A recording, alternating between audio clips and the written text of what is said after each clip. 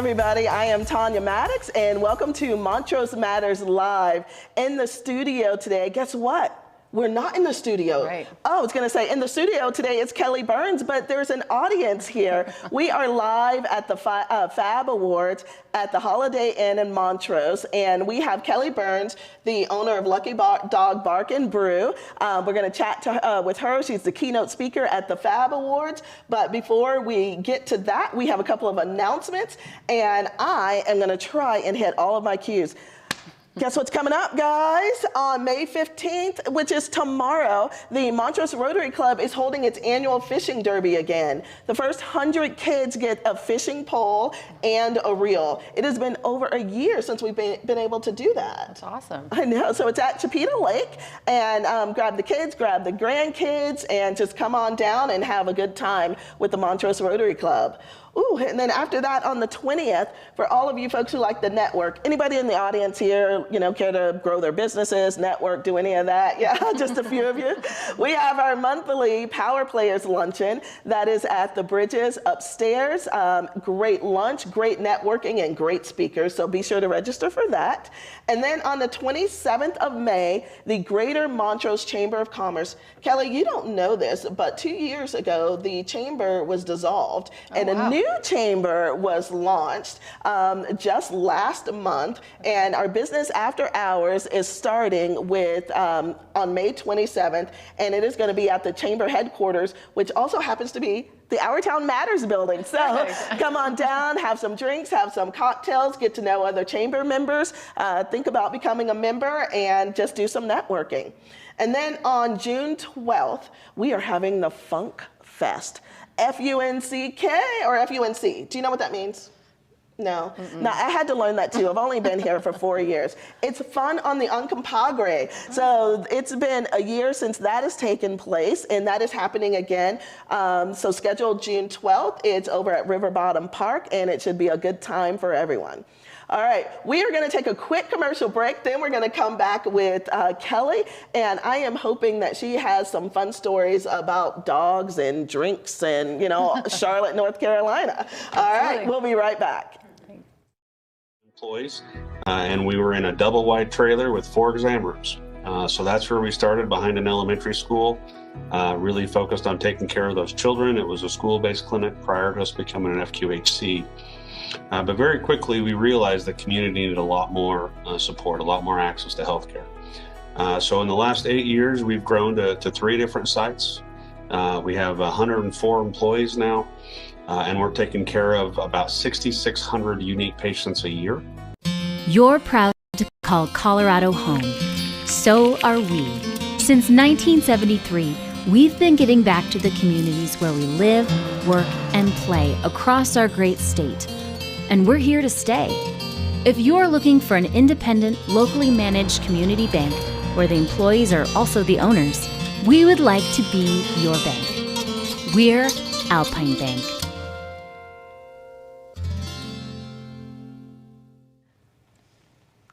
And welcome back to Montrose Matters Live. We truly are live, and I don't know, Kelly, the pressure's getting to me. I'm starting to sweat a bit. I'm in an audience full of these awesome women, and I'm sitting next to an awesome woman. I don't know what to say. I know, it's an awesome group here. I'm excited to be here. So when did you get into Montrose? We actually got into Montrose this morning. We flew into Grand Junction Wednesday. Okay. Decided to run over to Moab, Utah and ride the UTVs, which is insanity, but it was so much fun. We had a blast. And your travel partner for the Fab Awards, who did you bring? My mother, she's the best. She's my favorite travel buddy, and literally goes for anything. We were literally strapped in one of those UTVs. Neither one of us had ever done it before. And off we climbed the Hell's who drove? Entrance or something? I did, of course. Okay. Kathy, you didn't drive. She just laughs the whole time. She doesn't really, I mean, it's just like such a fun experience for her. She loves the craziness. She's always the one skydiving and jumping off a cliff, and I'm over here like no, thank you. I will just be watching from afar. But this time I actually drove, and it was a blast. Oh, good. So tonight you're, after you speak today at the luncheon, and you're going to talk about how you founded Lucky Dog Bark and Brew and just your story in general, which is pretty amazing. So, okay, tell me this. Do you love dogs? I love dogs. Like, it's ridiculous. Yeah, I mean, I've surrounded my life with them. My job is obviously it's a indoor-outdoor dog park with a sports bar in the middle, and then I do doggy daycare and boarding as well, all under one roof. It's not just playing with puppies every day. I would love for that, but that's not the case. It's a tricky business to navigate, but I've done it and 3 times over, and it's great. It's a lot of fun, and I get to bring my dogs to work every day. There you go. Well, explain that. So when you say you've done it and you've done it 3 times over, I think when, and we've got a couple of pictures that I'm hoping we'll get up, but when people visualize Lucky Dog Bark and Brew, we're not talking a tiny little facility that, you know, has a grooming area. Right. My biggest facility, indoor space, is 20,000 square feet, and my outdoor space is close to, I think combined it's close to maybe 12,000. So it's a big facility to manage, to keep clean. Dogs are destructive, and they let out a lot of fur, so you have to clean constantly. But yeah, it's a big undertaking. It is. And so you own 3 of those in the Charlotte area, and where the proximity. So my first one is near my house, which is called Lake Norman, which is about 20 minutes north of Charlotte. And then I have an uptown Charlotte location that's in the heart of the city. And my most recent one that I opened in 2018 is in what's called Steel Creek area, which is about maybe 10 minutes south of Charlotte. So, and the facility, and I'm not going to be the only one asking questions. The fun thing about having a live audience is that we can take questions from the audience. Yeah. But are you at each facility every day? I'm not. I do a lot of the back end stuff, kind of like the person behind the curtain, which is preferred for me. I work with my business partner, who is actually my former husband. Oh. Yes, and that's a story I'll get into later. Works out great, though. We're best of friends. And I manage a lot of the marketing and the accounting and bookkeeping, inventory, things like that. He does more of the operations and stuff. So he's the front of the bar guy. Yeah. Now, okay, I'm sure you guys are all wondering this too, right? It's a bar. Yeah. Like, you walk into a bar, and I've been there, so I've seen the location. It will freak you out in the beginning. I just got my son a dog. My son turned 8 2 weeks ago, and we've got our first pet. So you have someone who's never had a pet. I walk into Lucky Dog Bark and Brew, and it wasn't because I had a dog, so that tells you I just wanted a glass of wine, right? Right, yes. But I go into Lucky Dog Bark and Brew, and these dogs, they're everywhere, and people are just drinking their wines, drinking their beers, and I still have this picture in my mind of this Great Dane that was as tall as I was, and I'm belling up to the bar to order a glass of wine, and I'm like, my partner next to me is a Great Dane. Yep. Happens all the time. My brother actually has multiple Great Danes, and he brings his there all the time, and so his love to just, 2 paws on the bar and just sit there and stare. It's always a great photo. But yeah, it's a lot of fun. I mean, it's hard to understand until you actually walk in. It was a concept that I feel like people didn't really, even when I was trying to explain it to the city, because there had been nothing like this until I opened the first one in 2012. And when we were explaining it to the city, it was, they're like, I'm sorry, what? What exactly you're trying to do? And no, I don't think so. And so we had to kind of explain to them how this is going to be great for the community. We're going to create jobs. We do tons with the animal rescues. So every month prior or pre-COVID, we had always done things like we'd partner with an animal rescue, like a wiener dog race, and we would do a bulldog beauty pageant, which is one of our biggest. They come full on like evening gowns and tuxedos, and they are lined up out the door. It's the funniest thing you've ever seen. But with COVID, obviously we've had a little struggle with that. So I switched it to now we just do round up your tab for a rescue, and then we match it. So the Roundup for Rescue program has done really well too. Oh, good. You know, you have all of these great programs, but this story, it's a beautiful end to the story, and I love that you're here in Montrose to tell it, because people here love their animals, they love their dogs, they love being outside. But your story is so much more than that. We see this beautiful, put together young lady who is living the dream, but it wasn't always so. No, I mean, it definitely, I started a kind of a rough patch, I think, when I was a teenager. My mom can attest to that. I definitely challenged her. Look at her now, Mom. Yeah, okay. we're good now. I feel like we're good. But yeah, I mean, I had to make some hard choices to really choose that path of what I wanted. And that's kind of what the keynote is about today, is how success for me was really a choice. I could have chosen a different path. And I still can choose different ways that I go, and everybody can, right? But I think the biggest thing is making sure that we're conscious of our decisions and realizing that every decision makes such a big impact. Just one little thing could change your life completely. You know, as I look through the agenda for today, there's so many women who are speaking throughout the day that have the same type of stories. Yeah. And they're here now, and they're strong, and they're beautiful, and the goal is to lift others up. One thing that, and she's gonna kill me because I'm just gonna go ahead and put her on the spot. So one of the things that I remember when I first met Kelly, I think I was introduced by a friend of a friend. It was a mutual friend, and I was like, let's go out and have a drink, because I never asked people to go out and have a glass of wine, right? And we did, yeah. And I said, so you're from where? You know, and isn't it cold there? Yeah. How? Why did you get here? And could you just tell us a little bit of that beginning story? Sure, yeah. So I came from Michigan in 2001, and I'm kind of telling my story before my speech, but yeah, so basically in 2001, I was ready to make a change, and I just picked up and packed a bag of clothes and a bag of shoes, and because I have to have lots of good shoes. Right? Yes. Imelda has nothing on this girl. Yeah. And so, and I had $350 in my name, and I was done with where I was at and ready to make a change, and drove south, and it all worked out. You know, North Carolina is so welcoming. There's really, most of the people there are not from there. It's like a big old melting pot, and we call the ones that are actually from North Carolina unicorns, because they're so far and few between.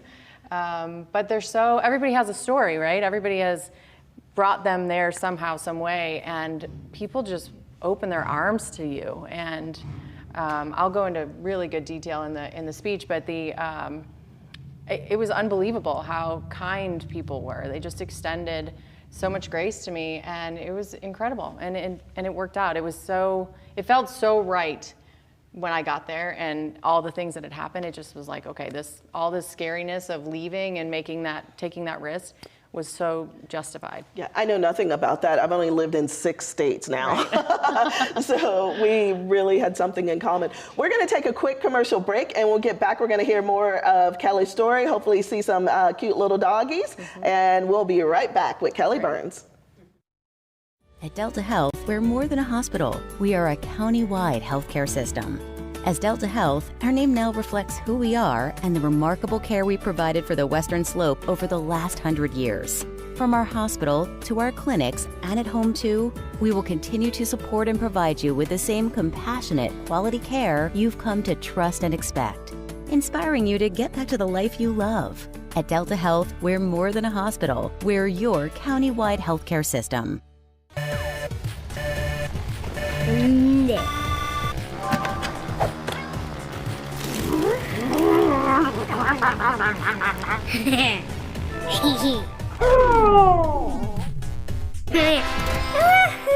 Believe it, just like Gigfoot, Zero Lag Gaming does exist. The real myth now? Slow internet made you lose. So step up your game with Elevate Internet today.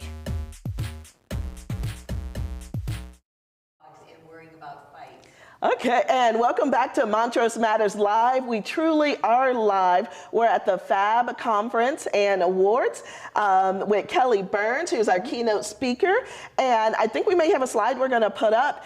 We still have some tickets to the luncheon. If you'd like to come hear Kelly Byrnes tell her story about Lucky Dog Bark and Brew, overcoming challenges, and all of those good things, it's going to be a good time here at the Holiday Inn. And we are so, so thankful to our sponsors. We have Delta Health and we have TEI Rock Drills who are sponsoring the FAB Awards. And Montrose Matters Live is brought to you every single week through River Valley Family Health Centers, Elevate Fiber, and Alpine Bank. They have underwritten this show, and we hope to continue to bring you good programming because of them. Ooh, okay, Kelly, you already had some questions coming in from the audience, and I'm not talking about the ones that's coming from your mom, okay? Right. So, all right, so Kendra, you had a question over here. She's up front there.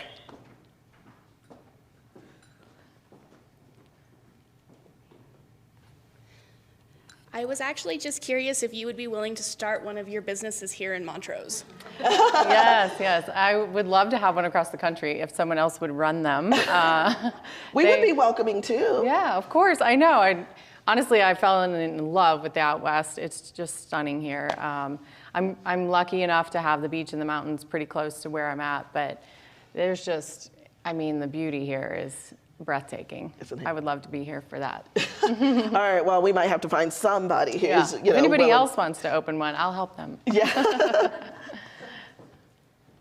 Can you talk about how COVID hit your specific business this last year? Good question. Yeah, and I'll get into that a lot in the speech too. But so we were considered or deemed essential for the doggy daycare and boarding, which I fought hard for, and so did my business partner.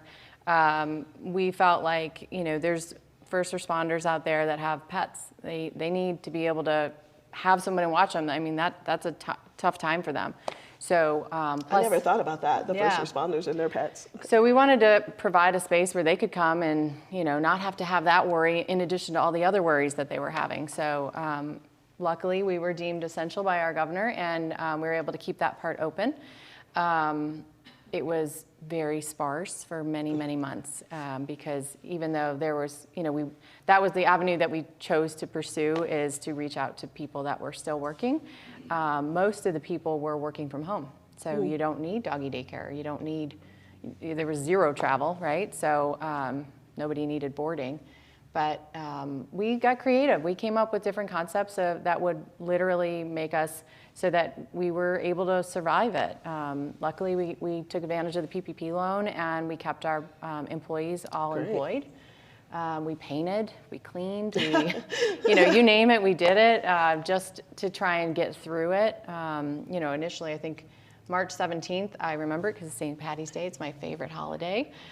They shut us down completely on that day, so I was like, guess what? We remember that day here. It was the same thing, and I was going around to all of my clients that were restaurants and bowling alleys and such, and trying to come up with a plan to shut down and to get creative. Exactly. So. Yeah, we did see, especially in North Carolina, we saw a lot of businesses go under, unfortunately, but we did see the community really come together and just get creative. That was my favorite part about it. Even though it was pretty dark, there was some really cool things that happened, and I love watching self-employed people, their brains work, right? Like some of the stuff that came out of that were things that probably wouldn't have come out of it before, or we just get complacent in our businesses, and it made me really rethink things. Like my business partner and I, we sat down and we just, put our heads together, and we came up with some really cool stuff that I love, the things that we still carry today, So we had to get, that's what I keep hearing after COVID is most of us had to get creative and or pivot so that one, they could stay afloat, but two, what I'm finding is that creativity has manifested into something and some things that will continue long term, and that's what you're seeing, right? Yeah, in the middle of it all, we actually had, so not only COVID, but we also had a competitor open up that was. What? A competitor? No way. I know, How right? dare they? But why open in 2020? You know? Like, what are you doing? But you want me to talk to them for you? Yes, okay. Please. It's fine. It just added fuel to my fire. So I ended up, because of them, because I had to figure out a way to be different, right? I mean, they copied top to bottom. They recruited my staff. And they they gave money to actually have them come over. Oh my I'm told. gosh. It was a tough time, yeah. But I was like, man, I can pull the covers over. I can hide, or I can just, get a little fire under me and figure something else out.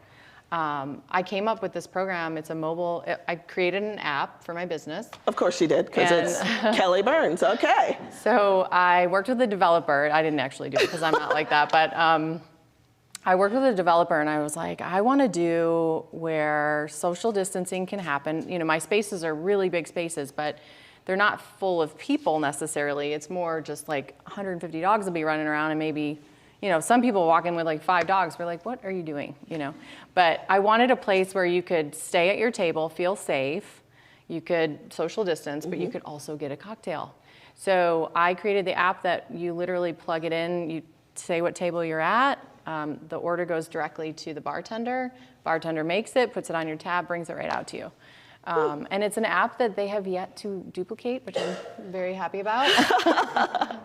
But you just get creative. You got to figure things out and kind of move along. And I'm sure at some point they probably will copy it because they've done that for everything. But they say it's flattery, I guess. Yeah. I try to feel that way. I know. I've had people copy things too, and I wasn't flattered. Right. Yeah. Like So, sure. Exactly. Super Did I see Jackie? Did you have your hand up over there? I was just wondering if you could tell us a little bit about the environment. Like, I'm assuming dogs don't have to be on leashes inside, and do you serve food? And Sure. How do you handle, do people ever try to give their dogs drinks as well? I've seen it all.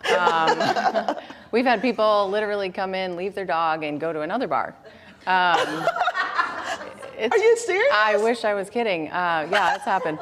But yeah, so the environment, it's actually designed, dogs, it's similar to a dog park, right? When you walk into a dog park, you don't want your dog on a leash. One, because they're tied to their owner, they're protective of their owner.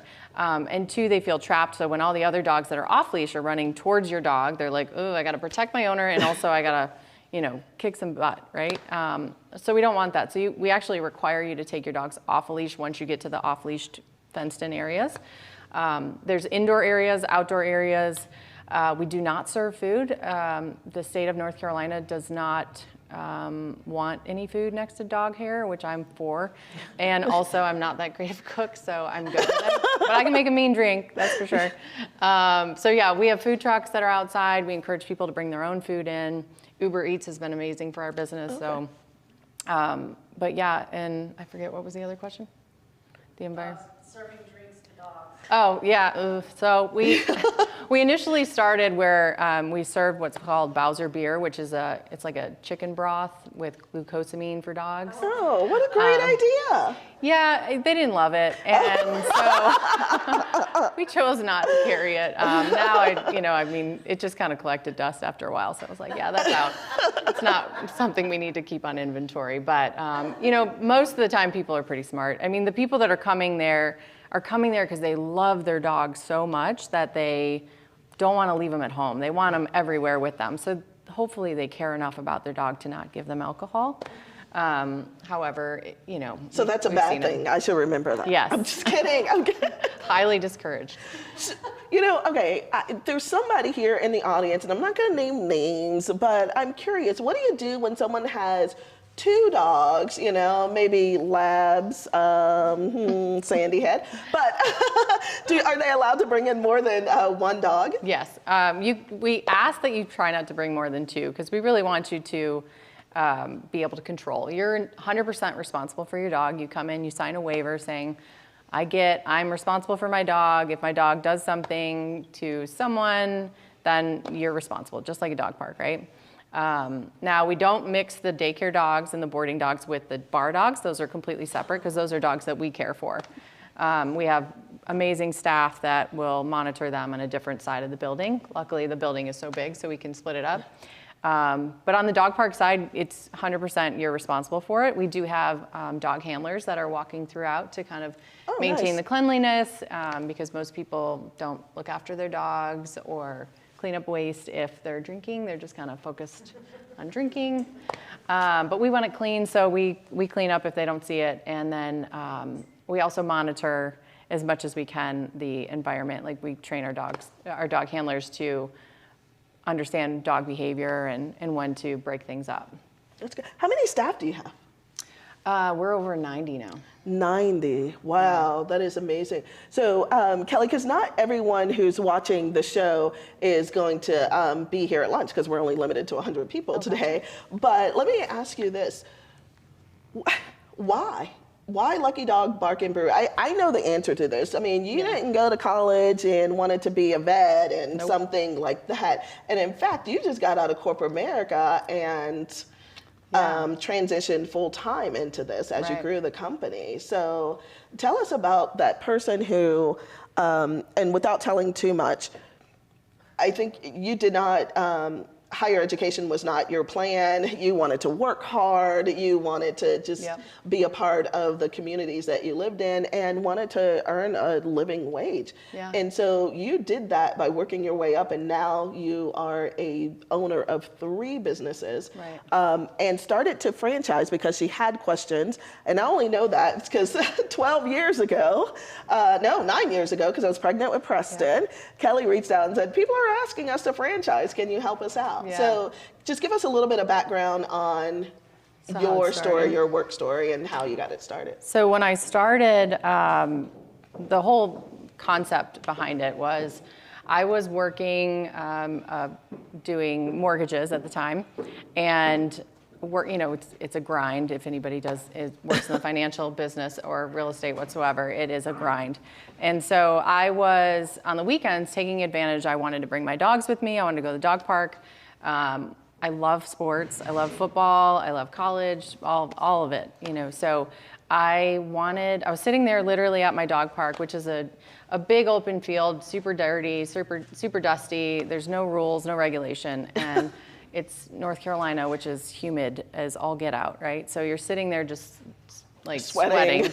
And I'm like, if I just had a vodka soda right now and a television, I would stay here forever, maybe a little air conditioning or shade, that would be solid. And so I talked to my husband at the time, and I was like, hey, I've got this idea. At the time, he was working in a corporate job himself that he was kind of maxed out, was really not looking to change, they weren't looking to make him grow any further. Are we good on time? Yeah, we are good on time. Don't you love her? Just want to make sure. Appreciate the sponsors. But yeah, so he was ready for a change, and I was making decent money. I was able to support the family. So I said, listen, if we do this, you got to quit your job and, handle it, right? And he's like, okay. So I became the breadwinner, and, we were very newly married. Middle of creating all that, we fought with the city quite a bit to try and get it open, but we ended up bringing in his 2 nephews and raised them for quite a few years, which I'm so life happened, like it has to so many of us women, It was interesting, to say it politely, but we had a really amazing time growing it. It was hard, it was a grind. It was difficult for everything, but it definitely worked out. That's awesome. Gosh, I could sit here and talk to Kelly all day long. Any questions before? Anyway, we have one right up here, Jody. So once you started, how long did it take before you really were a success? Good question. Yeah, that's a great question. So most businesses I hear are pretty much, they take, years before they're in the black. I'm very focused on the numbers. No, not you, former mortgage broker. Right, so I'm penny pinching. We legit rolled over our 401k, we were all in, right?